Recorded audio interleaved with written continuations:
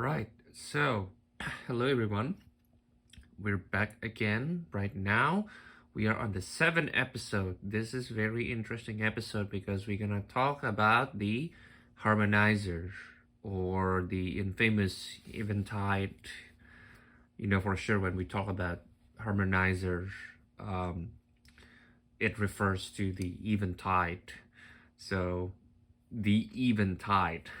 So since this is a 1U rack, that you can see here, the Eclipse, there were a couple selections that we're thinking about building this rack, and then as you've seen on the video, the second video or the series number 2, when talk about the how we're gonna put the things together, how we're gonna stack them together. I decided to go with the Eventide Eclipse. I think it's pretty amazing unit. It feels like you have like a 2H9, which is that's what the intentions of it, of the Eventide Eclipse. And it does actually have a several classic patches like the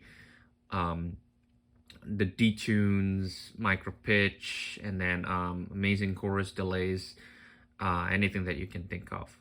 Now, on the second selection, or the second option, was ta-da! We got the H3000B. As we know, from Dann racks, from the photos, and then from the instructional video, we see that Dann's using H3000B after the power racks, on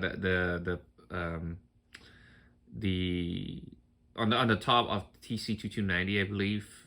I think like that's between 2290 and then the Juice Goose, which is the power conditioners. That's what I meant. That's the word that I was looking for, between the power conditioners and then the 2290.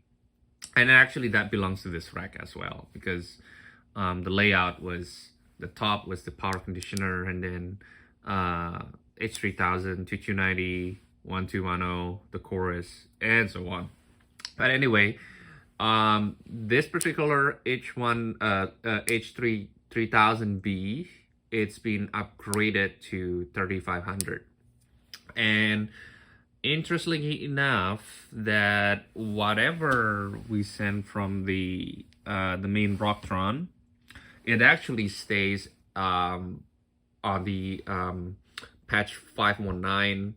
There's like some patches like 231, in another infamous for the micro pitch, and then also you can like adjust the delays and the mix and everything, which is quite a nice unit. Fortunately, I was able to restore this. It was quite interesting, the journey to try to fix this, because you know, if you see on the market right now, Reverb or on eBay, this unit goes to like $2,500, $3,000 plus, right? I think that was worth, because refurbishing this is not easy. There's like a lot of information, and then gotta go over the service manual. It made me some time to learn about it and then appreciate what's inside this. In the next sections, I show you like what I got the issue. Was it an issue with the getting the line in and out? When I was bypassing, it was fine, but when I turning on, I got like distorted signals, buzzing sounds everywhere. But turns out it was just an easy job replacing the cap, and then got the really nice H3000B, a pretty good deal. I think that the selections I got, I tend to like switch back and forth between this one, the Eclipse, and then the H3000B. Maybe I'm gonna make another second rack in the future with the H3000B, but for sure, the rack real estate, the front panel real estate, it's better suited for the Eclipse. So I think it is a good idea to revisit what the H3000B. It's such a classic unit. If we deep dive about it, even Mike Landau, Steve Lukather, Steve I, and even Dan Huff using it. So this is the picture after done the resets, right? You press and hold 5 button, and then start and then virginize as well with press and hold the function button, and then reset the OS and the ROM. So as you can see here, the very first issue here, like it has a flickering over here. So it's pretty common, the flickering. Service manual says that um, there is some resistors that needs to be updated, and apparently this unit already have that. I was wondering like, oh, then what's causing this, um, the screen to be to flickers? So what happens was there is an extra ground actually need to be added from the front panel attachment for the LCD to the main star ground. After added that, it was fine. No anything wrong. Now the second picture is quite interesting. Um, I had an issue initially with the output signals, the wet signals, as you may know. Um, I didn't realize that it was actually came from this for 6800 16 volts capacitors, that the filter cap's getting old.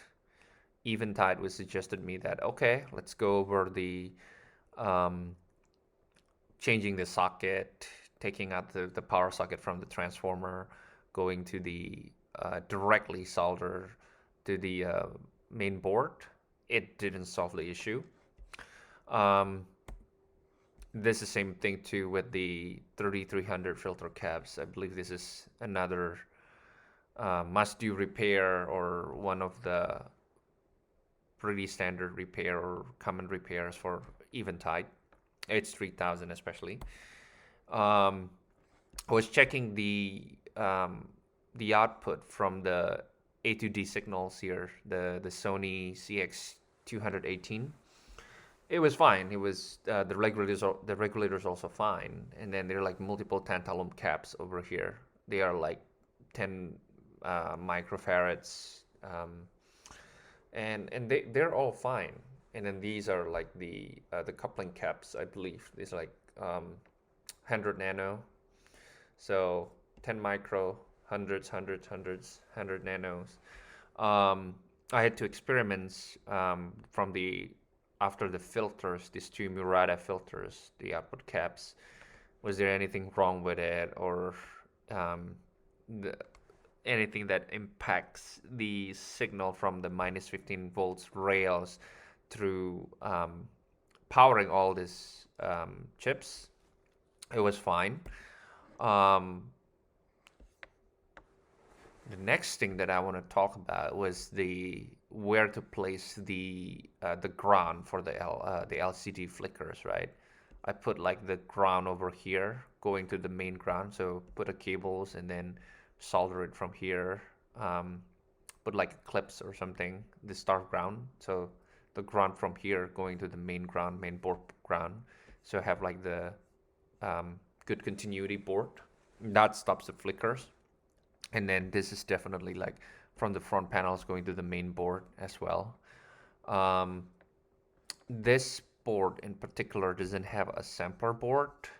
I've seen like most of a 3000B or any 3000 unit. Sometimes there's like another extended board over here or extra board, and then it's like a sampler board, which is quite interesting. Um,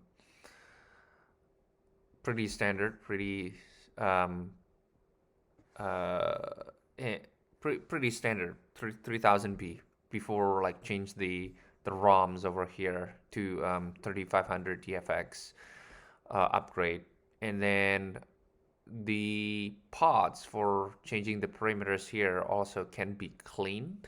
That I know for sure. Use like deoxids carefully. So that's also another item. Now, lastly, what I want to talk about, all the filter caps has been changed. which is solve the problem from H3000B and glue it back, and the unit was worked flawlessly, perfect, like new. I think that's overall what we want to discuss today for the harmonizer for the half rack, Dann half rack. I think in the next video we gonna discuss more about how patching back to the mixer, how divided the arrays of the effects, and then put back together, revisit the diagrams, and thank you for watching.